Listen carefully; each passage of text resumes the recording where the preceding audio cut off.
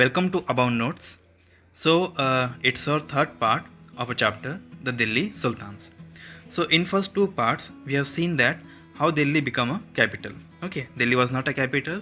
So we have seen that how Delhi become a capital, and we have seen that Delhi was not a big city itself. So it is made up of a very small towns. Okay. Then after we have seen the rulers of a Delhi. We have seen the very first rulers of the Delhi were the Rajput dynasties, the Tomaras. And likewise, we have seen that after Rajput, there were Turkish rulers, Khalji dynasty, Tughlaq dynasty, then after is Sayyid dynasty, and the last is Lodi dynasty.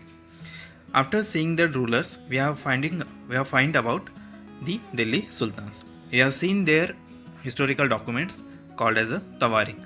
Okay. Then after that, we have seen the little bit history of the Sultan Razia. Okay. Then after Razia, we have seen how Delhi become a big empire, like the expansion of Delhi Sultanate from garrison town to the big empire. Okay. We have seen the terms like hinterland, the garrison towns. Then after, we have seen the Alauddin Khalji campaign to the South India. We have seen the different campaigns conducted by the Alauddin Khalji to the South India. Okay. Then at the end of the second part, we have seen that different monuments made by the Delhi Sultans, like the Qutub Minar, the Masjid. We have seen the significance of this architecture and the kind of architecture they have built at that time. Okay. So today we will see the administration and consolidation under the Khalji and Tughlaqs. Okay, so let's see. So we are seeing the administration and consolidation under the Khaljis and Tughlaqs. So administration means शासन प्रबंधन, वहाँ का जो भी शासन है उसे संभालना, और कंसोलिडेशन मीन्स उसको मजबूत करना और एकत्रित करना. सो शासन कैसे संभाला और उसे मजबूत कैसे किया, खलजी और तुगलक ने, आज हम यह देखने वाले हैं. So the first line is The consolidation of a kingdom as vast as the Delhi Sultanate needed reliable governors and administration. सत्ता को मजबूत बनाने के लिए, किंगडम को मजबूत बनाने के लिए जो भी दिल्ली सल्तनत थी उसको, जो उनके जो गवर्नर्स है और एडमिनिस्ट्रेटर से, वो उनको भरोसे वाले चाहिए थे. They need to be reliable governors and administrators. But जो भी दिल्ली सल्तनत के सुल्तान्स थे, उन्होंने वहाँ के जो भी उच्च पद पर जो भी व्यक्ति थे, जो भी अमीर व्यक्ति थे, जैसे कि एरिस्टोक्रेट्स, जिन्हें एरिस्टोक्रेट्स कहते हैं, वहाँ के उच्च समाज के व्यक्ति, और लैंडेड चिफ्टियंस. लैंडेड चिफ्टियन मीन्स जिनके पास जमीन नहीं थी. इन दोनों को गवर्नर बनाने की जगह उन्होंने जो भी उनके स्लेव्स थे, स्लेव्स यानी उनके नौकर, उन्हें जो भी स्लेव्स थे उन्होंने गवर्नर्स बनाना पसंद किया. इसका मतलब जो भी दिल्ली के सुल्तान्स थे, स्पेशली इल्तुमिश, ओके, इल्तुमिश जो थे दिल्ली सुल्तान्स, उन्होंने उनके उच्च एरिस्टोक्रेट्स और लैंडेड चिफ्टियंस के जगह, दिल्ली के गवर्नर्स के जगह स्लेव्स को बिठाना उचित समझा, उन्हें ज़्यादा अच्छा समझा. स्लेव्स उन्होंने कहाँ से खरीदे थे? जो भी मिलिट्री सर्विस से. ओके, उन्होंने स्लेव्स मिलिट्री सर्विस के लिए खरीदे थे. उन्होंने उनको गवर्नर्स और गवर्नर्स बनाना पसंद किया. और उन स्लेव्स को एक नाम था. What is their name of the slaves? What do they call to the slaves? They called their slaves as a bandagan. Okay, वो उनके स्लेव्स को बंदगन कहते थे, जो कि एक पर्शियन वर्ड्स है. Okay, so they were carefully trained to a man some of the most important political offices in the kingdoms. उन्होंने उनके स्लेव्स को ट्रेन किया था. They have trained their slaves to the political offices, to the offices, to their work. Okay, उन्होंने उनके slaves को train किया जो भी उनका काम था उसके लिए, और उन्हें एक उच्च पद पर बिठाया. So since they were totally dependent upon their master, Sultan could trust and rely upon them. जो भी स्लेव होते थे, जिनको बंदगान कहते हैं, जो भी बंदगान थे, वो टोटली उनके सुल्तान्स पे डिपेंडेंट होते थे. जो भी उनका हेड होता था, जो भी वो स्लेव्स को संभालता था, उन स्लेव्स का जो मालिक होता था, वो उनके मालिक पर टोटली डिपेंड होते थे. और जो भी सुल्तान है वो उन पे 100% ट्रस्ट कर सकते थे, क्योंकि वो उतने भरोसेमंद भी थे. So we are seeing the administration and consolidation under the Khaljis and Tughlaqs. Administration mean शासन प्रबंधन, जो भी वहाँ का शासन है उसे कैसे संभालना है, और कंसोलिडेशन मीन्स, कंसोलिडेशन का मतलब होता है एकत्रित करना और उसे और पावरफुल बनाना। तो खलजीस और तुगलक ने कैसे शासन किया और उनके जो भी सल्तनत थी उसे कैसे पावरफुल बनाया, वो हम इस लेक्चर में देखने वाले हैं। तो द फर्स्ट लाइन ये है, the consolidation of a kingdom as vast as a Delhi Sultanate needed reliable governors and administrator. Delhi को एकत्रित बनाना और पावरफुल करने के लिए भरोसे वाले गवर्नर्स और एडमिनिस्ट्रेटर की जरूरत थी। So rather than appointing aristocrats and landed chieftains as a governors, the early Delhi sultans, specially Iltutmish, favoured their special slaves purchased from military service. तो जो भी सुल्तान थे उस समय, दिल्ली के सुल्तान थे, जिसमें इल्तुमिश का नाम यहाँ पे स्पेशली दिया जाता है। ओके, सो यहाँ पे इल्तुमिश का नाम दिया जाता है। जो भी दिल्ली सुल्तान थे उस समय के, उन्होंने गवर्नर्स के जगह पे जो भी उनके एरिस्टोक्रेट्स और लैंडेड चिफ्टियंस, एरिस्टोक्रेट का मीनिंग आपको पता ही होगा। एरिस्टोक्रेट मीन्स उस समय के, उस समाज के उच्च पद पे के जो भी व्यक्ति थे उन्हें एरिस्टोक्रेट कहा जाता है, और लैंडेड चिफ्टियंस जो कि ज़मीन के प्रमुख थे, जिनके पास बहुत सी ज़मीन होती थी। तो ऐसे लोगों को उन्होंने गवर्नर की जगह बिठाने से पहले जो कि उनके स्लेव्स थे, स्लेव्स यानी जो भी उनके नौकर थे, उन्होंने उनको प्रीफर किया। ओके, उन्होंने स्लेव्स खरीदे हुए थे। ओके, उन्होंने स्लेव्स किस लिए खरीदे थे? उन्होंने उनके स्लेव्स मिलिट्री सर्विस, वार पे जाने के लिए उन्होंने खरीदे थे। बट जो कि इल्तुमिश थे और उनके साथ में और भी कई और सुल्तान्स थे, उन्होंने उनके एरिस्टोक्रेट और लैंडेड चिफ्टियंस की जगह स्लेव्स को गवर्नर्स बनाना पसंद किया। उस समय स्लेव्स के लिए एक नाम था, वो नाम क्या है? बंदगन। उस समय जो भी स्लेव्स थे उनको कॉमनली बंदगन कहा करते थे। बंदगन ये पर्शियन वर्ड है। ओके, इसे नोट डाउन कर लीजिए। बंदगन मीन्स स्लेव्स और ये पर्शियन वर्ड है। So the slaves were carefully train to a man some of the most important political offices in the kingdom.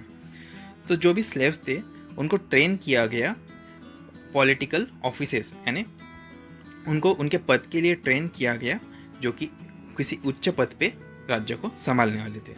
So since the slaves were totally dependent upon their masters, the sultan could trust and rely upon them. तो जो भी बंदगन थे, बंदगन means slaves थे, उन पे totally trust किया जाता था, क्योंकि उस जो स्लेव्स थे वो टोटली डिपेंडेंट उनके मास्टर्स पे होते थे। जो भी उन्हें संभालता है, जो भी उन्हें खरीदता है, वो टोटली उन पे डिपेंड होते हैं, और उनका मास्टर उन पे भरोसा कर सकता है, क्योंकि स्लेव्स भरोसे लायक होते हैं। यहाँ पे एक छोटा पैराग्राफ दिया है, स्लेव्स रादर देन सन्स। इसके अंदर सुल्तान को एडवाइस किया है। यह डॉक्यूमेंट पुराने किसी तवारीख या फिर किसी डॉक्यूमेंट से लिया गया है। तो जिसमें लिखा है, a slave whom one has brought up and promoted must be looked after for it needs a whole lifetime। जो कि स्लेव है, जिसको किसी राजा ने बड़ा किया और आगे प्रमोट किया है, उसने उसके ज़रूरतों की तरफ ध्यान देना चाहिए। और यहाँ पे गुड लक दिया गया है एक वर्दी और एक्सपीरियंस स्लेव मिलने के लिए। Okay, wise man have said that worthy and experienced slave is better than a son. Wise man क्या कहते हैं कि एक वर्दी और एक एक्सपीरियंस स्लेव मिलना ये उसके बेटे से भी ज़्यादा अच्छा है। ओके, नीचे एक क्वेश्चन है जिसमें लिखा है कि can you think of any reason why a slave would be better than son. तो आप सोचिए कि क्यों स्लेव एक बेटे से ज़्यादा अच्छा हो सकता है। The next is that the Khalji and Tughlaqs continued to use Bandagan and also raised people of humble birth who were often their client. So this means that the खलजीस और तुगलक, ये दोनों जो थे, इन्होंने बंदगन को ऊपर पहुंचाया, यानी हायर पोस्ट पे पहुंचाया। इनके साथ जो कि और भी लोग थे जिनको क्लाइंट्स भी कहा जाता है, जो कि इनके क्लाइंट्स थे। क्लाइंट्स कौन होते थे? यहाँ पे देखिए डेफिनेशन दी है लेफ्ट हैंड साइड में। A client is someone who is under the protection of another and dependent और हैंगर ऑन। क्लाइंट एक व्यक्ति होते जो कि किसी के प्रोटेक्शन के अंडर में होते, जैसे कि जो सुल्तान से उनके अंडर में जो लोग होते हैं उन्हें क्लाइंट कहते हैं, और एक क्लाइंट उनके सुल्तान के इस पे काफ़ी डिपेंड होते हैं। यानी client is nothing but the similar to the slaves. Okay, clients और स्लेव्स में ज़्यादा डिफरेंस नहीं है, लेकिन ये दो नाम अलग अलग है, दो अलग अलग तरह के व्यक्तियों के लिए। तो जो कि खलजीस और तुगलक के बीच में जो कि क्लाइंट्स और स्लेव्स होते थे उन्होंने उनको हायर पोजीशन पे पहुंचाया। वो पोजीशन क्या होती थी? वो पोजीशन थी जनरल एंड गवर्नर। उन्होंने उन लोगों को जनरल और गवर्नर बनाया। सो however this also introduce an element of political instability. इस वजह से क्या हुआ कि पॉलिटिकल इंस्टेबिलिटी, उनके राजनीति में इंस्टेबिलिटी क्रिएट हुई, क्योंकि इंस्टेड ऑफ जो कि उच्च पद पे के व्यक्ति थे, जो कि लैंडेड चिफ्टियंस और एरिस्टोक्रेट्स थे, उनके जगह पे नीची लेवल के जो कि व्यक्ति सुल्तान्स और नॉट सुल्तान सॉरी जो कि बंदगन और क्लाइंट्स होते थे, इन्हें उन्होंने उनके ऊपर बिठाया, जिसकी वजह से पॉलिटिकल इंस्टेबिलिटी आनी ही थी और वो हो गई। So the next is that the slaves and clients were loyal to their masters and patrons but not to their heirs. जो कि बंदगन और क्लाइंट्स होते थे वो उनके मास्टर्स को लॉयल होते थे। मास्टर्स मतलब जो कि उन्हें खरीदता था, उन्हें संभालता था, लेकिन उनके हायर्स को नहीं। हायर्स मीन्स कि इसका एग्जांपल देके बताता हूँ कि कोई व्यक्ति है, उस व्यक्ति को एक लड़का है, ठीक है। उस व्यक्ति की डेथ हो जाती है। उस व्यक्ति के डेथ के बाद उसके जो भी प्रॉपर्टी है, जो भी उसका पैसा है, इसका लीगली जो मालिक होगा वो उसका लड़का होगा। तो उसका लड़का क्या कहा जाएगा? हायर्स। ओके, यानी अगर किसी राजा की डेथ होती है तो उस राजा के जगह पे जो भी दूसरा राजा आने वाला है वो हायर होगा। ओके, अब आप समझ गए। तो जो भी क्लाइंट्स और बंदगन्स थे ये हायर्स को लॉयल नहीं थे, ये उनके साथ में लॉयलिटी नहीं दिखाते थे। तो इसके लिए जो कि नए सुल्तान आए, the new Sultan had their own servants. जो कि नए सुल्तान आए, नए राजा लोग आए, उन्होंने उनके अपने अपने स्लेव्स और बंदगन्स को लाया, ठीक है। क्योंकि उनको पुराने जो भी राजा के थे वो लॉयल नहीं थे, इसलिए उन्होंने उन स्लेव्स को निकाल दिया और उनके जगह पे उनके खुद के जो भी नए स्लेव्स और क्लाइंट्स थे उन्होंने उनको उनके जगह पे अपॉइंट किया। इसकी वजह से क्या हुआ? As a result the accession of new monarch often saw conflict between old and new nobility. पुराने लोगों को वहाँ से निकाला, उनके जगह पे नए लोगों को लगाया। इसकी वजह से जो कि पुराने स्लेव्स एंड क्लाइंट्स थे उनकी लड़ाई नए स्लेव्स एंड क्लाइंट्स के साथ हुई। The patronage of this humble people by the Delhi sultans also shocked many elite.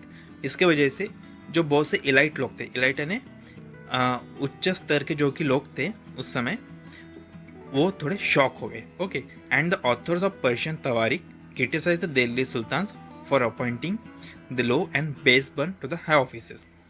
उस समय की जो भी हिस्ट्री थी, जो कि हिस्ट्री लिखते थे, उसके जो ऑथर्स थे जिनको तवारीख कहा जाता है पर्शियन में, जो भी पर्शियन तवारीख एक डॉक्यूमेंट होता है, हम जैसे इसके पहले लेक्चर में देखा है, उस तवारीख में क्रिटिसाइज़ किया गया दिल्ली सुल्तान्स को।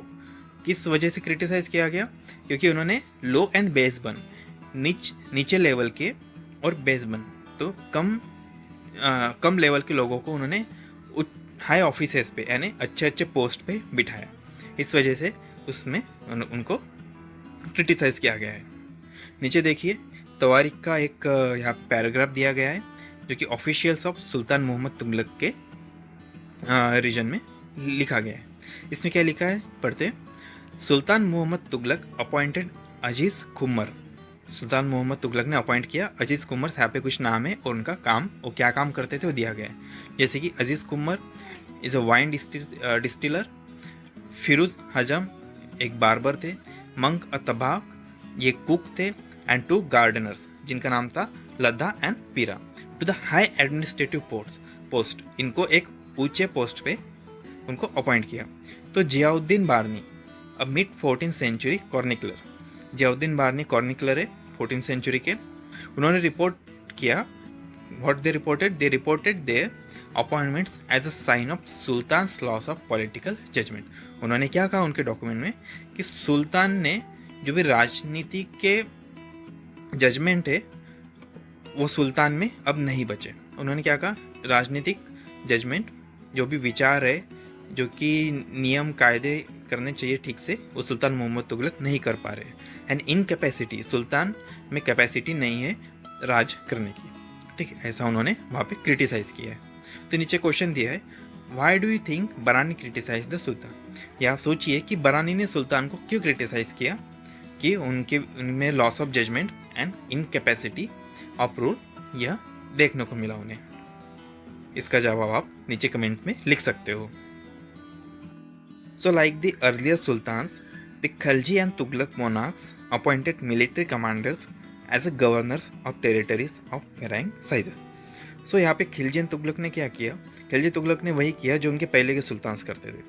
खिलजी तुगलक ने किया कि जो कि उनके मिलिट्री में के जो मिलिट्री कमांडर्स थे, जो मिलिट्री संभालते थे, जो हेड होते थे, उन्हीं को उन्होंने गवर्नर्स बना दिया उनके अलग अलग इलाके के। ठीक है, उनके जो भी टेरिटरीज थे, जो भी उनका इलाका था शासन का, उसका उन्होंने गवर्नर बना दिया। किसको? जो कि मिलिट्री कमांडर्स थे, उनको उन्होंने गवर्नर बना दिया of the territories of varying sizes. Okay, so these lands they are called iqta and their holder was called iqtadar और मुक्ति। तो देखिए यहाँ पे बहुत इंपॉर्टेंट है, जो लैंड था, जो कि टेरिटरीज थे, उनको एक वर्ड था उस समय में, उस वर्ड को क्या बोलते थे? इक्ता। ठीक है, उस वर्ड को इक्ता बोलते थे। एंड जो कि गवर्नर होता था वो टेरिटरीज का, यानी इक्ता का जो भी गवर्नर है, जो उस लैंड का हेड है, उसको क्या कहते थे? इक्तेदार। ठीक है, लैंड्स को क्या कहते हैं? इक्ता, और जो कि लैंड का हेड है उसको कहते थे इक्तेदार, और या फिर उसको और एक वर्ड है muqti. So iqtadar and muqti both are the same word. Okay, अलग अलग वर्ड है बट उसका मीनिंग सेम ही है। And iqta is nothing but the land. The duty of muktis was to lead military campaigns and maintain law and order in their iktas. तो यहाँ पे duty दी गई है, जो कि मुक्तिस होते थे उनकी ड्यूटी दी है। मुक्तिस को क्या करना होता था? जो कि उनके टेरिटरीज है उसके अंदर उनको, यानी जो कि टेरिटरीज मतलब जो कि उनका इक्ता है, जो कि उनका इक्ता है उसके अंदर उनको मिलिट्री कैंपेन्स कंडक्ट करने होते थे। ओके, मिलिट्री कैंपेन्स कंडक्ट करने के साथ साथ उनको वहाँ पे लॉ मेंटेन करना होता था, और जो भी ऑर्डर है, जो कि उनका शासन है, वो शासन उन्हें बना के रखना पड़ता, जो कि law and order, they have to maintain the law and order in their iqtas and also conduct the military campaigns in their iqtas. These are the duties of the muqtis. Okay, this is the important, please note it down. Okay, the next is in the exchange of their military services the muqtis collected the revenues of their assignment as a salary. तो यहाँ पे हम देखते हैं कि जैसे कि अगर कोई काम करता है तो उसे उसका पेमेंट भी होना चाहिए, यानी उसको उसकी सैलरी भी मिलनी चाहिए। ठीक है, तो मुक्तिस को भी सैलरीज मिलती थी। ठीक है, मुक्तिस जो भी काम करते थे उसके बदले में उनको सैलरीज मिलती थी। तो यहाँ पे दिया गया है उनको सैलरी कहाँ से मिलती थी। मुक्तिस को सैलरी जो भी टैक्स कलेक्शन होता था, जो भी रेवेन्यूज कलेक्ट होते थे उस इक्ता से, उस ज़मीन से, उस इलाके से जो भी रेवेन्यूज कलेक्ट होते थे, वो रेवेन्यूज में से मुक्तिस को सैलरी मिलती थी। Okay, then they also paid their soldier from this revenues. और मुक्तिस क्या करते थे? जो कि रेवेन्यूज कलेक्ट हो रहा था टैक्सेस से, वो उसमें से भी उनके सोल्जर्स को पे करते थे। सोल्जर्स काम कर रहे हैं, उन्हें भी पैसा देना होगा। ठीक है, तो उसी पैसे में से, उसी रेवेन्यूज में से वो कुछ पैसा सोल्जर्स को देते थे, कुछ पैसा अपने पास रखते थे, और कुछ राज्य के काम में लाते थे। तो control over muqtis was most effective if their office was not inheritable and if they were assigned iktas for a short period of time before being shifted. So यहाँ पे दिया गया है कि जो भी मुक्तिस पे कंट्रोल है वो काफ़ी इफेक्टिव हो सकता था अगर उनका जो ऑफिस है, वहाँ पे जो काम कर रहे हैं, वो हेरिटेबल होते थे। ओके, हेरिटेबल मीन्स यानी यहाँ पे नॉट इनहेरिटेबल लिखा है, इसे हम डायरेक्टली हेरिटेबल कहेंगे। ठीक है, which is the opposite word to the not inheritable. So heritable होने चाहिए थे।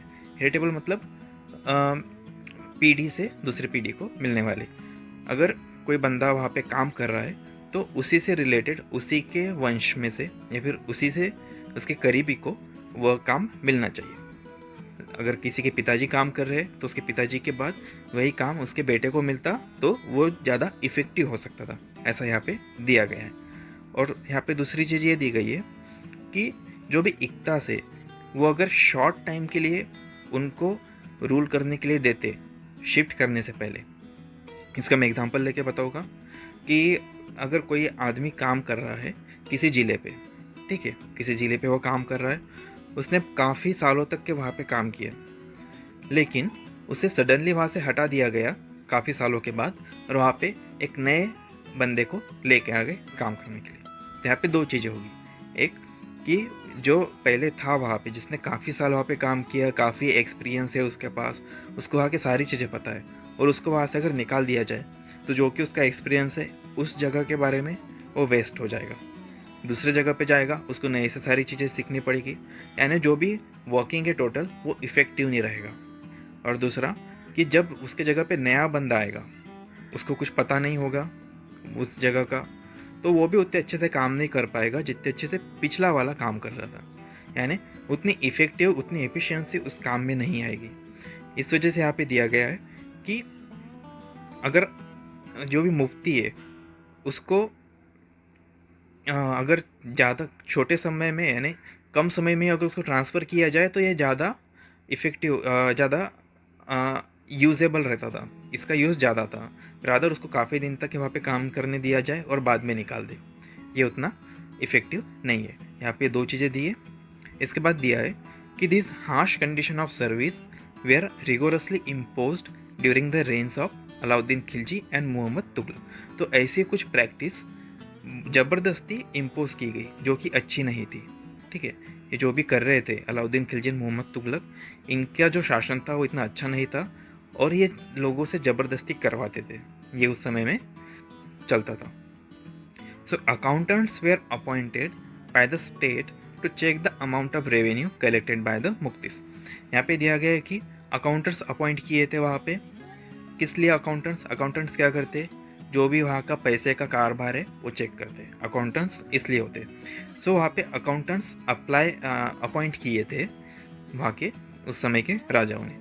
अकाउंटेंट्स किस लिए अपॉइंट किए, अकाउंटेंट जो भी वहाँ का रेवेन्यू कलेक्ट हो रहा है वो चेक करने के लिए उन्होंने अकाउंटेंट्स को अपॉइंट किया। कौन रेवेन्यू ये कलेक्ट कर रहा था, मुफ्तीस। तो मुफ्तीस का जो भी रेवेन्यू कलेक्ट हो रहा है वो कितना हो रहा है, कैसे हो रहा है, वो चेक करने के लिए अकाउंटेंट्स को वहाँ पे अपॉइंट किया। And care was taken that the Mufti collected only the taxes prescribed bye the state and that he kept the required number of soldiers. And उसके साथ में उन्होंने इसका भी ख्याल रखा कि मुफ्तीस जो भी टैक्स कलेक्ट कर रहे हैं वो वही टैक्स है जो कि उनके राजा ने बताया हुआ है, जो कि उनके राजा ने प्रिस्क्राइब किया हुआ है। So they should collect only those taxes that is prescribed by their king, not other than that. So इसके लिए, इसका मतलब कि उन्होंने जो भी इलीगल टैक्स कलेक्शन था इस पे उन्होंने ध्यान रखा। And that he kept the required number of soldiers. Tax के साथ साथ उन्होंने यह भी चेक किया कि उन जो भी मुफ्तीस के पास सोल्जर्स है, जो भी सैनिक है, वो जितने नंबर ऑफ होने चाहिए उतने ही है या नहीं है। तो ये सारी As the Delhi Sultans brought the hinterland of the cities under their control, they forced the landed chieftains, the Samanta aristocrats and the rich landlords to accept their authority. तो यहाँ पे क्या किया दिल्ली सुल्तान्स ने, जो भी हिंटरलैंड थे, जो कि सिटीज से दूर होते थे, जहाँ पे उनका ज़्यादा कंट्रोल नहीं होता था, वहाँ पे उन्होंने अपना कंट्रोल लेके आ गए, उन्होंने अपने कंट्रोल में ले लिया। और उस एरिया में, उस हिंटरलैंड्स में जो भी चिफ्टियंस थे, समंथास थे, एरिस्टोक्रेट थे, जो भी वहाँ के रिच लैंडलॉर्ड थे, उनको अपनी अथॉरिटी, उनको अपना शासन मानने के लिए मजबूर किया, उनको फोर्स किया और उनसे वह चीज़ एक्सेप्ट करने लगी। ठीक है, इसके बाद under Alauddin Khilji the state brought the assessment and collection of land revenue under its on control. तो यहाँ पे अलाउद्दीन खिलजी के बारे में दिया है। अलाउद्दीन खिलजी ने उसके राज्य में क्या किया, उसके राज्य में उसने जो भी टैक्स कलेक्शन था, जो भी लैंड रेवेन्यू, ज़मीन से जो भी कलेक्शन होता था, जो भी असेसमेंट है, ज़मीनें कितनी है, कहाँ पे कितनी है, किसके पास कितनी है, ये सारी चीज़ें उसने अपने पास ले ली, जो कि पहले नहीं हुआ करती थी। आप कह सकते हो अलाउद्दीन खिलजी राजा है उस समय का, वो एक सेंट्रल लेवल पे, ठीक है, वो एक सेंट्रल लेवल पे। तो उस पहले ये सारी चीज़ें सेंट्रलाइज नहीं थी, ये हर एक लोकल जगह पे जो भी चिफ्टियंस थे, गवर्नर्स थे, ये सारी चीज़ें उनके पास होती थी। बट अलाउद्दीन खिलजी ने क्या किया, ये सारी चीज़ें उन लोगों से नहीं, लोकल लोगों से निकाल के इन्होंने अपने पास रख ली, एक सेंट्रल लेवल पे रख ली, जो कि एक अच्छी बात थी। उसके बाद यहाँ पे दिया गया है the rights of the local chieftains to levy taxes were cancelled and they were also forced to pay taxes. तो यहाँ पे और एक अच्छी चीज़ की अलाउद्दीन खिलजी ने, जो भी राइट्स थे, जो भी उनका क्या कह सकते हैं अधिकार था, जो भी अधिकार था लोकल चिफ्टियंस का टैक्सेस लगाने का, यानी हर एक जगह अलग अलग चिफ्टियंस, हर एक जगह का अलग अलग लोकल चिफ्टियंस अपने हिसाब से टैक्स लगाते थे। किसी को लगता था मैं यहाँ पे 10 रुपये लगाऊंगा इस चीज़ पे, किसी को लगता था मैं यहाँ पे 20 रुपये लगाऊंगा, किसी को लगता था मैं इतना लगाऊंगा। ये सारे जो भी राइट्स थे उनके वो अलाउद्दीन खिलजी ने निकाल दिए, कैंसिल कर दिए। वो सारा अपने पास ले लिया कि कहाँ पे कितना टैक्स लगाना है, ये सारी चीज़ अलाउद्दीन खिलजी डिसाइड करेगा। इसके साथ साथ जो कि एक बहुत अच्छी चीज़ यहाँ पे हुई कि जो कि लोकल चिफ्टियंस टैक्सेस नहीं पे करते थे और टैक्सेस नहीं देते थे, तो अलाउद्दीन खिलजी उन्हें भी टैक्स पे करने लगाया। तो देखिए ये काफ़ी इंपॉर्टेंट है, ये जो पीले कलर में जो भी यहाँ पे हाईलाइट किया गया है येलो कलर में, वो काफ़ी इंपॉर्टेंट है, वो आप ध्यान से पढ़िए और यहाँ इसे ध्यान में रखिए। इसके बाद दिया गया है the sultans administrators measured the land and kept careful account. इसके बाद किया है कि सुल्तान के जो भी एडमिनिस्ट्रेटर थे उन्होंने उनके राज्य में जितनी भी ज़मीन थी उसे गिना, उनका माप किया, उनको मेजर किया कि वो कितनी है, और उनके अकाउंट्स, उनकी डिटेल्स अपने पास रखी, ठीक है, जो कि पहले नहीं हुआ करती थी, अब उन्होंने ये सारी चीज़ें की। उसके बाद है some of the old chieftains and landlord serve the Sultanat as a revenue collectors and assessors. Okay, यहाँ पे अब लैंडेड चिफ्टियंस और लैंडलॉर्ड्स इनका काम थोड़ा कम हो गया था, तो इनको एक नया काम दे दिया गया कि उन्होंने एज अ रेवेन्यू कलेक्टर्स, जो कि वो पहले भी करते थे, तो वही चीज़ें उन्होंने अभी भी करना कंटिन्यू रखी। उन्होंने रेवेन्यू कलेक्शन करना स्टार्ट कर दिया। रेवेन्यू कहा जाता था सुल्तान के पास, तो रेवेन्यू कलेक्ट करना उन्होंने स्टार्ट कर दिया। So there were 3 types of taxes. उस समय 3 टाइप के टैक्स होते थे। ये देखिए, ये भी इंपॉर्टेंट है, इसे नोट कीजिए। यहाँ पे दिया पहला टैक्स कौन सा होता था अलाउद्दीन खिलजी के इसमें, ऑन कल्टीवेशन। कल्टीवेशन यानी आपके खेत से कितना निकल रहा है, कितना पीक निकल रहा है, जिसको हम ये भी कह सकते हैं कि आपके खेत से कितना अनाज निकल रहा है, तो उसको क्या कहते थे, खराज, ठीक है, उसको एक नाम था। The tax on a cultivation is called as a kharaj. And कितना होता था वो, amounting to about 50% of the peasants produce, यानी ये आपके उसके अंदर से जो भी आपका उत्पादन है उसके 50% था। अगर आपको 10 पोते किसी चीज़ के हो रहे हैं, आपको 10 पोते गेहूँ हो रहा है, तो आपको 5 पोते उसमें के एज अ टैक्स पे करना होगा। तो ये काफ़ी ज़्यादा था। ये टैक्स का फर्स्ट टाइप था जिसको खराज कहते हैं। सेकंड टाइप था ऑन कैटल, जो भी आपके पास भेड़ बकरियाँ गाय भैंसें होती थी जो कि आप पालते थे, उस पर भी टैक्सेस लगाए हुए थे। ये सेकंड टाइप का। And there is third type of taxes which is on the houses, जहाँ पे लोग रहते थे उस जगह पे, उस ज़मीन पे, उस घर पे भी टैक्स लगाया गया था। तो these are the 3 types of taxes levied by the Alauddin Khilji in his state. So next is that कि यहाँ पे दिया है कि it is important to remember that large part of the subcontinent remained outside the control of Delhi Sultans. तो यहाँ पे दिया है कि जो भी इंडियन सब कॉन्टिनेंट था उसका अभी भी एक बहुत बड़ा पार्ट बचा था जिसपे दिल्ली सुल्तान्स का राज नहीं था, ठीक है। इसके आगे यह लिखा है कि it was difficult to control distant provinces like Bengal from Delhi, and soon after annexing southern India, the entire region become independent. यहाँ पे दिया है कि एक एग्जांपल दिया है जैसे कि बंगाल, दिल्ली से बंगाल काफ़ी दूर है, और अगर हम कंपेयर किया जाए आज के समय से उस समय का, तो कम्युनिकेशन के हिसाब से और कंट्रोल करने के हिसाब से उस समय काफ़ी ज़्यादा डिफ़िकल्टी होती थी। आज जैसे टेली कम्युनिकेशन है हमारे पास, ट्रांसपोर्ट की अच्छी सुविधा है, ये सारी सुविधाएं उस समय नहीं हुआ करती थी। तो उस समय बंगाल जैसे दूर के रीजन कंट्रोल करने के लिए काफ़ी डिफ़िकल्टी जाती थी। तो सुल्तान को डिफ़िकल्टी हो रही थी ऐसे रीजन्स कंट्रोल करने के लिए, और जैसे ही सुल्तान साउथ की तरफ बढ़े अपना राज्य बढ़ाने, तो जो कि रीजन थे दूर के वो अपने आप इंडिपेंडेंट होना चालू हो गए, क्योंकि वहाँ पे सुल्तान का कंट्रोल नहीं था, तो खुद इंडिपेंडेंट धीरे धीरे होते गए, वहाँ से सुल्तान का स्टेट निकलता गया।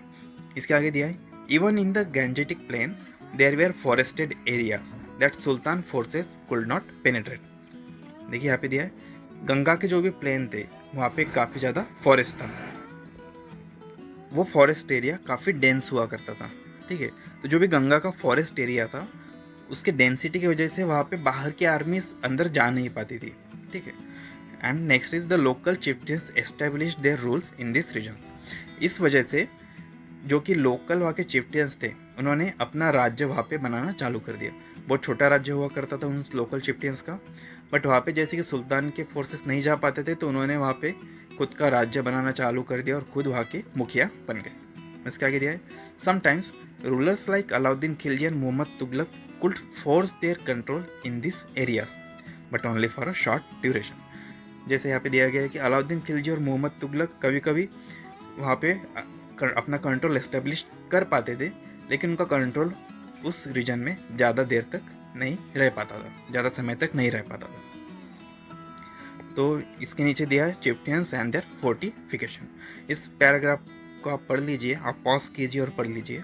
इसमें यही दिया है कि कैसे वहाँ के लोकल चिफ्टियंस उस डेंस फॉरेस्ट में छुपते थे, कैसे बाहर के जो भी सुल्तान है वहाँ पे अंदर जाने में सक्षम नहीं हो पाते थे, कैसे वो क्या करते थे। यहाँ पे इतना दिया है, ये आप पढ़ लीजिए वीडियो को पॉज करके। Okay, the next is that the Mongol under Genghis Khan invaded Transoxiana in northeast Iran in 1219 and the Delhi Sultanate faced their onslaught soon after। तो यहाँ पे दिया गया है कि जो मंगोल्स थे जो कि गेंगिस खान के अंडर में थे, ठीक है, गेंगिस खान उनका मुखिया था, तो गेंगिस खान के अंडर में जो भी मंगोल्स थे उन्होंने ट्रांसओक्शियाना जो कि नॉर्थ ईस्ट ईरान में हुआ करता था, नॉर्थ ईस्ट ईरान पे उन्होंने हमला किया 1219 में, ठीक है। And Delhi sultanate faced their onslaught soon after. उसी के कुछ समय बाद दिल्ली पे भी उन्होंने हमला किया, ठीक है, उनका हमला काफ़ी तीखा था। So Mongol attack the Delhi sultanate increase during the reign of Alauddin Khilji and in the early years of the Mohammad Tughlaq rule. जो भी मंगोल्स के अटैक थे वो मोहम्मद तुगलक के स्टार्टिंग ईयर्स में भी बढ़ गए और अलाउद्दीन खिलजी के शासन में वो काफ़ी ज़्यादा बढ़ चुके थे। So this forced the two rulers to mobilize large standing army in Delhi, which posed a huge administrative challenge। Mongols के अटैक की वजह से यह हुआ कि जो भी दिल्ली के सुल्तान थे उनको अपनी आर्मी मंगोल्स को रोकने के लिए दूसरे जगह पे ले जानी पड़ी। मोबिलाइज मतलब दूसरे जगह पे ले जानी पड़ी। तो इसकी वजह से जो भी उनका एडमिनिस्ट्रेशन था उस पर एक चैलेंज आया और उनको काफ़ी difficulty I. So let us see how the two Sultan dealt with us. तो यहाँ पे देखिए नीचे एक टेबल दिया है जिसके अंदर अलाउद्दीन खिलजी और मोहम्मद तुगलक का कंपैरिजन किया है। इसमें यह कंपैरिजन है कि दोनों ने किस तरीके से मंगोल्स के अटैक को रोका है। ओके, तो चलिए हमें देखते हैं। So first we will see what Alauddin Khilji did to stop the attacks from Mongols. So here the first thing is Delhi was attacked twice in 1299 and 1300 and 1302 to 1303। As a defensive measure, Alauddin Khilji raised a large standing army। So यहाँ पे क्या किया अलाउद्दीन खिलजी ने कि दिल्ली पे 2 बार attack किया Mongols ने, ठीक है, यहाँ पे उनके ईयर्स दिए। तो उसको रोकने के लिए as a defensive measure Alauddin Khilji ने एक बहुत बड़ी आर्मी तैनात की, उसे आर्मी को तैयार किया। उसके बाद Alauddin constructed a new garrison town named Siri for his soldiers. Garrison town क्या होते हैं वो तो आपको पता है, जहाँ पे वो उनकी आर्मी रहती है उसको गैरिसन टाउन कहते हैं। तो ऐसे ही गैरिसन टाउन जिसका नाम सिरी है वो अलाउद्दीन खिलजी ने क्रिएट किया। इस मैप 1 में आप देख सकते हैं कि गैरिसन टाउन कौन सा है। देखिए ये मैप 1 है। ओके, यहाँ पे आप देख सकते हैं कि जहाँ पना के ऊपर एक छोटा सा सर्कल टाइप है एरिया, वो है सिरी। तो ये सिरी टाउन एक गैरिसन टाउन है जो कि अलाउद्दीन खिलजी ने तैयार किया था मंगोल्स के अटैक के as a defensive measure to the Mongols attack. उसके बाद the soldiers had to be fed. Soldiers को खाना तो खिलाना था, तो this was done through the produce collected as a tax from lands between the Ganga and Yamuna. Tax was fixed as 50% of the peasants yield. तो जैसे कि सोल्जर से बहुत सारे उनको खाना खिलाना है, तो उनको खाना खिलाने के लिए जो भी उसका खर्चा था वो कहाँ से आया, उसका खर्चा सारा टैक्स से आया। और वो टैक्स कहाँ से लिया गया, वो टैक्स जो भी ज़मीन थी, जो भी लैंड्स थी गंगा और यमुना के बीच में, वहाँ से लिया गया। और टैक्स कितना था हमने इसके पहले भी देखा है, अलाउद्दीन खिलजी ने टैक्स कितना रखा था। जो 3 टाइप्स के हमने टैक्स देखे थे, तो उसमें जो भी एक पहला टैक्स था वो खराज नाम का एक टैक्स था। तो 50% ऑफ द पीजेंट यील्ड, ये हमने पढ़ा है। तो जो इतना भी वहाँ के किसान का उगाते थे, उनका फूड उगाते थे, तो उसका 50% एज ए टैक्स उन्हें देना पड़ता था। इसके बाद the soldiers had to be paid, soldiers को पे करते थे। अलाउद्दीन खिलजी सोल्जर्स को कैश में पे किया करते थे, ये भी हमने देखा। तो Alauddin chose to pay his soldiers salaries in cash rather than iqtas. Alauddin Khilji soldiers को कैश में पे करते थे, जमीन नहीं देते थे, इक्तास नहीं देते थे। The soldiers would buy their supplies from merchants in Delhi and it was this fear that merchants would raise their prices. तो सोल्जर्स जो भी उनको सप्लाईज यानी उनकी जो भी ज़रूरतमंद चीज़ें हैं वो उन्हें बाज़ार से ख़रीदनी पड़ती थी, वो दिल्ली से ख़रीदते थे, दिल्ली के बाज़ार से। तो उन्हें ये डर लगता था कि कहीं दिल्ली के जो भी मर्चेंट्स है, जो भी व्यापारी है, वो चीज़ों का दाम बढ़ा ना दे। तो इसको रोकने के लिए अलाउद्दीन खिलजी ने एक चीज़ की। चलो देखते हैं हम क्या किया अलाउद्दीन खिलजी ने। So to stop this Alauddin controlled the prices of goods in Delhi. Prices were carefully surveyed by the officers and merchants who did not sell at the prescribed rates were punished। तो इसके लिए अलाउद्दीन खिलजी ने जो भी चीज़ों की प्राइजेस थी वो खुद के पास रख ली और उन्होंने हर एक चीज़ का दाम डिसाइड किया। ओके, हर एक कमोडिटी की प्राइस डिसाइड की, प्राइस का सर्वे किया। जो भी ऑफिसर्स थे अलाउद्दीन खिलजी के, उन्होंने जो भी चीज़ों के दाम थे मार्केट में अलग अलग चीज़ों के, उनका सर्वे किया। एंड उन्होंने एक नियम भी बनाया कि अगर कोई व्यापारी, if any merchant who did not sell at the prescribed rate, जो भी दाम अलाउद्दीन खिलजी ने रखे हैं वो अगर उस दाम पे नहीं बेचते हैं, उससे ज़्यादा दाम पे बेचते हैं, तो उनको पनिश भी किया गया है और उन पे कानूनन एक कायदा भी चलाया गया है। ठीक है, ये हमें अलाउद्दीन खिलजी के इसमें देखने मिलता है। And last one is Alauddin's administrative measures were quite successful and chroniclers praised his reign for its cheap prices and efficient supply of goods in the market।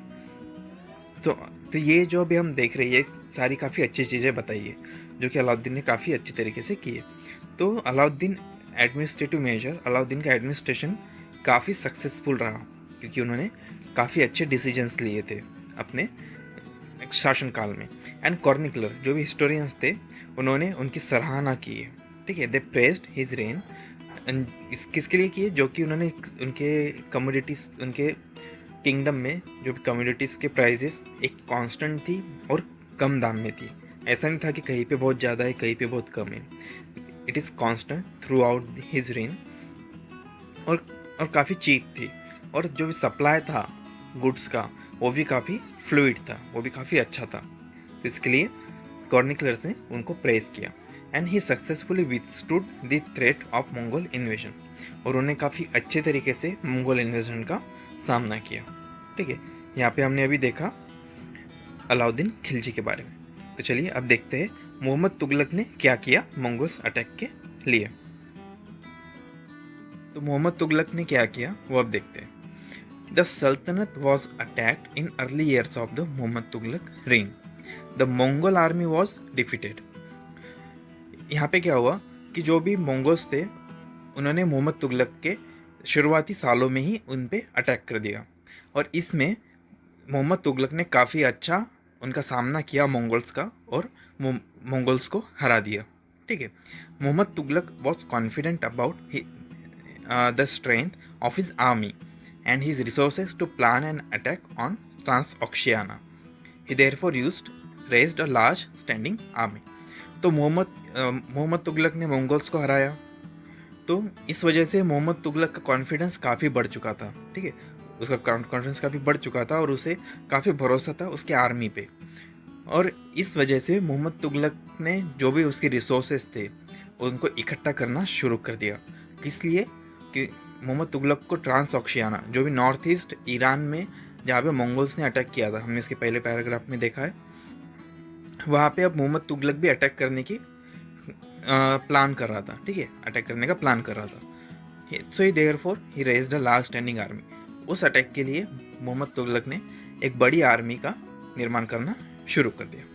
ठीक है। तो यहाँ पे देखते हैं कि मोहम्मद तुगलक ये पहला दिल्ली सल्तनत पे का राजा था जिसने ट्रांसऑक्शियाना इतने दूर तक के पे हमला करने का और वहाँ का राज्य लेने का सोचा। ठीक है, इसके बाद हम देखते हैं rather than constructing a new garrison town the oldest of the 4 cities of Delhi like the Delhi Kuhna, यहाँ पर ब्रैकेट में दिया है, was emptied of its resident and the soldier garrison there. तो देखिए हमने अलाउद्दीन खिलजी में देखा था कि अलाउद्दीन खिलजी ने एक नया गैरिसन टाउन बनाया जिसका नाम था सिरी। बट यहाँ पे मोहम्मद तुगलक के इसमें एक नया गैरिसन टाउन बनाने के जगह मोहम्मद तुगलक ने क्या किया, जो कि उनका एक पहले से टाउन था दिल्ली में जिसका नाम था दिल्ली एक कुन्हा, तो उसको खाली करवाया। वहाँ पे जो भी लोग रहते थे उनको वहाँ से निकलने के लिए कहा और जो भी वहाँ पे सोल्जर्स थे उनको भी वहाँ से निकलने के लिए कहा। तो वहाँ से निकाल के उन्हें कहाँ ले गया, चलिए देखते हैं। तो the residents of the old city were sent to the new capital of Daulatabad in the south. तो जो भी उन्होंने ओल्ड सिटी, जो भी दिल्ली में जो एक पुराना शहर था दिल्ली इकुना, वहाँ से उन्हें निकाल के उन्हें वो दौलताबाद में शिफ्ट करने वाले थे। और दौलताबाद ये वही दौलताबाद है जो औरंगाबाद ज़िले, जो कि महाराष्ट्र के औरंगाबाद ज़िले में उसके पास में दौलताबाद का किला काफ़ी फेमस है। तो ये जो डिस्टेंस है दिल्ली का महाराष्ट्र से, औरंगाबाद दौलताबाद से, वो काफ़ी ज़्यादा है। इसके लिए बहुत ज़्यादा रिसोर्सेज लगे, बहुत ज़्यादा खर्च आया मोहम्मद तुगलक को, लेकिन उसने ये सारी चीज़ों की परवाह नहीं की और जो भी उनके वहाँ के रेसिडेंट्स थे और सोल्जर्स थे उनको ट्रांसफ़र करना स्टार्ट कर दिया दौलताबाद को। तो कुछ ऐसे डिसीजंस मोहम्मद तुगलक ने लिए जिसके वजह से मोहम्मद तुगलक को पगला राजा भी कहा जाता है, क्योंकि उनके डिसीजंस उतने सही नहीं थे। आप देख सकते हो कि उनके डिसीजन इतने अच्छे नहीं रहे आगे के फ्यूचर में। तो नेक्स्ट देखते हैं, the produce from the same area was collected as a tax to feed the army. तो मोहम्मद तुगलक ने उसका कैपिटल, जो कि उनकी राजधानी थी, दिल्ली से दौलताबाद ले गए।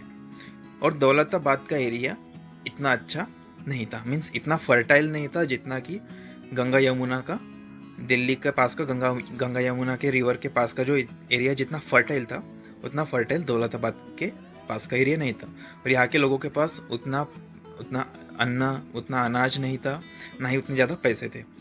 तो फिर भी जो कि यहाँ के दौलताबाद के पास के लोग थे उनसे मोहम्मद तुगलक ने टैक्स कलेक्ट करना चालू कर दिया, क्योंकि मोहम्मद तुगलक को आर्मी को तो खाना खिलाना था, खाना खिलाने के लिए उसे टैक्स चाहिए थे।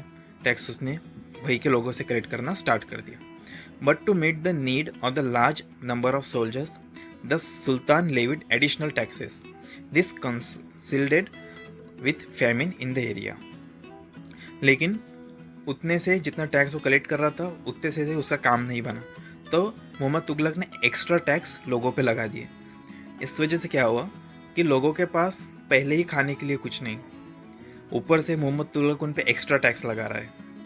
इस वजह से वहाँ पे फैमिन हो गया, लोगों के पास खाने के लिए कुछ नहीं रहा और वहाँ के लोगों की कंडीशन बहुत ख़राब हो चुकी थी।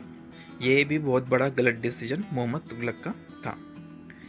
देन उसके बाद Mohammad Tughlaq also paid his soldiers cash salaries. Mohammad Tughlaq ने उसके सोल्जर्स को कैश में सैलरीज देना स्टार्ट कर दिया, जैसे कि अलाउद्दीन खिलजी भी कर रहा था। But instead of controlling prices he used a token currency. लेकिन अलाउद्दीन खिलजी ने क्या किया था, चीज़ों की प्राइसेस भी कंट्रोल की थी, लेकिन मोहम्मद तुगलक ने चीज़ों की प्राइसेस कंट्रोल नहीं की। इसके जगह उसने टोकन करेंसी, एक नई टाइप की करेंसी स्टार्ट की, नई टाइप का जो भी चलन है पैसों का उन्होंने स्टार्ट किया, जो कि आज के पेपर करेंसी के जैसा था और वो चीप मटेरियल से बना हुआ था। जैसे कि उसके पहले की करेंसी थी गोल्ड और सिल्वर में बनती थी, लेकिन जो उसकी नई करेंसी थी जिसको हम टोकन करेंसी कहेंगे, उस टोकन करेंसी गोल्ड और सिल्वर से नहीं बनती थी, वो किसी और मेटल से बनती थी। ओके, देखिए यहाँ पे इंग्लिश में आगे दिया है, somewhat like token currency is somewhat like present day paper currency but made out of cheap metals not gold and silver. ठीक है, so people in 14th century did not trust this coins. तो जो कि वहाँ के लोग थे उन्हें वो उस टोकन करेंसी पे ट्रस्ट नहीं हो रहा था उनको, क्योंकि एकदम से सडन चेंज था और चीप मेटल से बनी थी, तो उनको उस पर ट्रस्ट नहीं हुआ। तो वो लोग काफ़ी स्मार्ट थे, ठीक है, as we are also smart, so those people were also smart. So they saved their gold and silver coins and paid all their taxes to the state with a token currency. This cheap currency could be counterfeited easily. So उन लोगों ने क्या किया, जो भी उनके taxes थे, ये सारी चीज़ें थी, ये उन्होंने टोकन करेंसी से पे करना स्टार्ट कर दिया. सारी टैक्सेस उन्होंने टोकन करेंसी से पे किए और गोल्ड और सिल्वर कॉइन्स उन्होंने अपने पास जमा करके रखे. तो ये जो चिप करेंसी थी कुड ऑल्सो भी काउंटरफील्ड इजीली, ठीक है. इसके बाद Mohammad Tughlaq's administrative measures were a failure. अभी आप देख ही सकते हैं, अभी अब तक हमने जितना पढ़ा है इसमें यही पता चल रहा है कि अलाउद्दीन खिलजी के एडमिनिस्ट्रेटिव मेजर्स काफ़ी अच्छे थे और मोहम्मद तुगलक के फेलियर थे, ठीक है. He is a failure. His campaign into Kashmir was a disaster. Mohammad Tughlaq ने कश्मीर में कैंपेन ले गए थे कश्मीर को पे राज करने के लिए, उनको हराने के लिए, बट वो भी एक फेलियर रहा, वो भी एक बहुत बड़ा फेलियर था.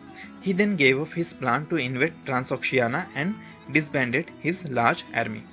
इसके बाद क्या हुआ, मोहम्मद तुगलक का जो प्लान था ट्रांसऑक्शियाना पे हमला करने का, वो भी उसने कैंसिल कर दिया क्योंकि मोहम्मद तुगलक को लॉस बहुत ज़्यादा हुआ था. इस वजह से उनके पास उतनी स्ट्रेंथ नहीं बची थी.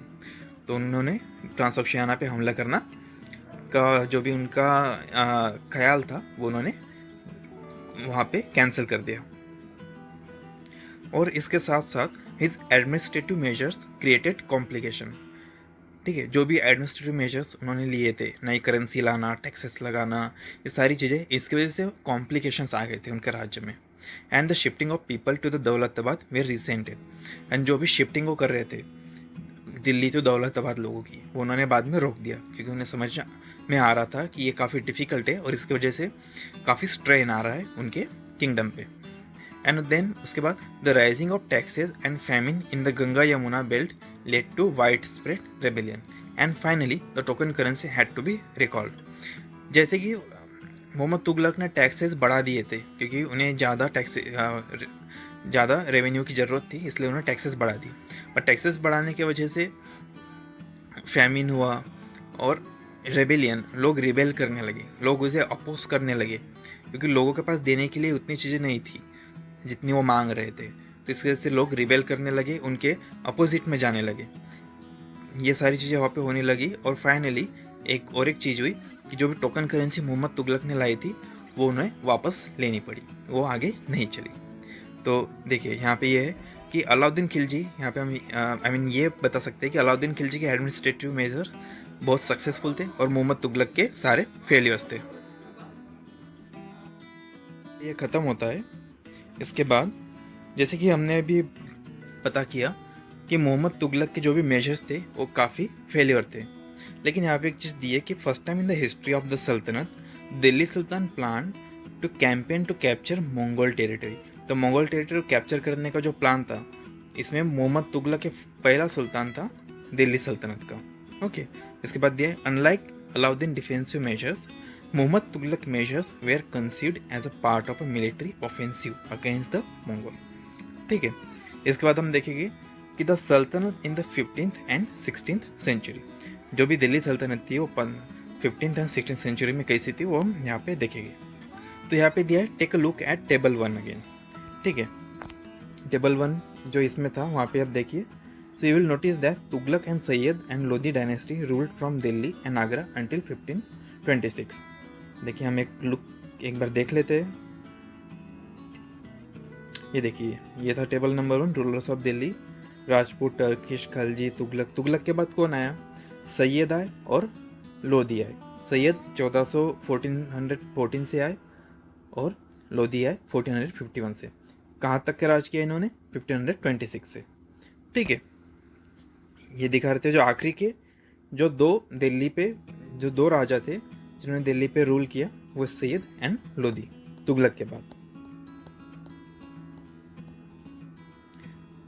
दो by then Jaunpur, Bengal, Malwa, Gujarat, Rajasthan and the entire south India had independent rulers who established flourishing state and prosperous capitals.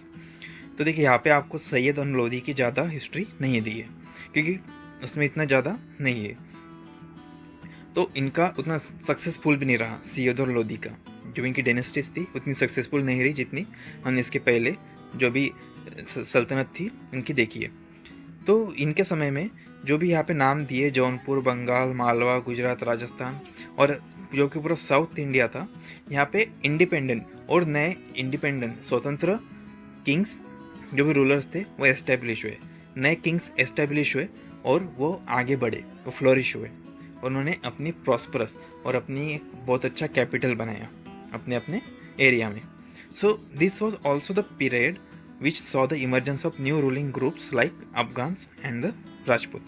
और ये पीरियड वो भी था कि जिसके अंदर राजपूतों का एक बहुत अच्छा ग्रुप बना जो कि काफ़ी स्ट्रांग था, और अफगान्स का भी।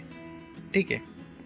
Then some of the state establish in this period were small but powerful and extremely well administered. इस समय में कुछ छोटे छोटे स्टेट बने जो कि छोटे थे लेकिन काफ़ी पावरफुल थे और काफ़ी अच्छे से उनका एडमिनिस्ट्रेशन किया हुआ था। उनके अंदर की जो भी व्यवस्था थी वो काफ़ी अच्छी थी। इसमें एक एग्जांपल दिया आपको कि शेर शाह सूर, ये किंग था। He started his career as a manager of a small territory. ये एक मैनेजर, इन्होंने उनका करियर स्टार्ट किया एज अ मैनेजर एक छोटे से इलाके का, इसके लिए for his uncle in Bihar. ठीक है। And eventually challenge and defeated the Mughal emperor Humayun. इन्होंने एक स्मॉल टेरिटरी से स्टार्ट किया और इन्होंने चैलेंज और हराया किसको? मुगल एम्परर हुमायूं को। हुमायूं के बारे में आप जानते हैं। ठीक है। हुमायूं का टॉम ये भी काफ़ी फेमस है। तो इन्होंने हुमायूं को हराया 2 बार, 1530 से 1540 में, यानी 1530 टू 1540 एंड 1555 टू 1556। इन 2 बार इन्होंने हुमायूं को हराया। उसके बाद जब शेर शाह सूर थे, इन्होंने दिल्ली को कैप्चर किया, वहाँ पे उनकी खुद की सल्तनत तैयार की। ठीक है। Establish his own dynasty. Although the Suri dynasty ruled for only 15 years. Okay. Sher Shah सूर की जो डायनेस्टी थी उनको सूरी डायनेस्टी कहते थे। ठीक है। तो Suri dynasty ruled for 15 year. इन्होंने सिर्फ 15 साल वहाँ पे राज किया। So it introduce N administration that borrowed elements from Alauddin Khilji and made them more efficient. इन्होंने इनका भी जो राज्य का एडमिनिस्ट्रेशन किया उसके अंदर उस बहुत से पॉइंट्स थे जो कि अलाउद्दीन खिलजी ने उनके एडमिनिस्ट्रेशन में यूज़ किए थे। जैसे कि हमने देखा है अलाउद्दीन खिलजी का एडमिनिस्ट्रेशन काफ़ी सक्सेसफुल था, इसीलिए सूरी डायनेस्टी के जो भी रूलर थे उन्होंने भी कुछ पॉइंट्स वहाँ से लिए और इसे और एफिशिएंट बनाया, इसे और अच्छा बनाया। Sher Shah administration become the model followed by the great emperor Akbar when he consolidate the Mughal empire. Okay. Sher Shah का जो भी एडमिनिस्ट्रेशन था उसका जो मॉडल है उन्होंने जैसे किया, इसको मुगल एम्परर जो एक एम्परर अकबर है, अकबर किंग है, उन्होंने भी वहाँ से चीज़ें ली। उन्होंने किससे इंस्पिरेशन ली? उन्होंने शेर शाह सूर से इंस्पिरेशन ली उनके एडमिनिस्ट्रेशन से, और उन्हें भी अपने राज्य में अपना लिया और एक अच्छा मजबूत मुगल एम्पायर उन्होंने इसी बेसिस पे बनाया। ठीक है। So here this chapter ends. If you have any question or any suggestion, then comment it below. And if you like this video, then like it, then share it and comment it to let us know. Please like and subscribe to my channel Abound Notes. Thank you so much.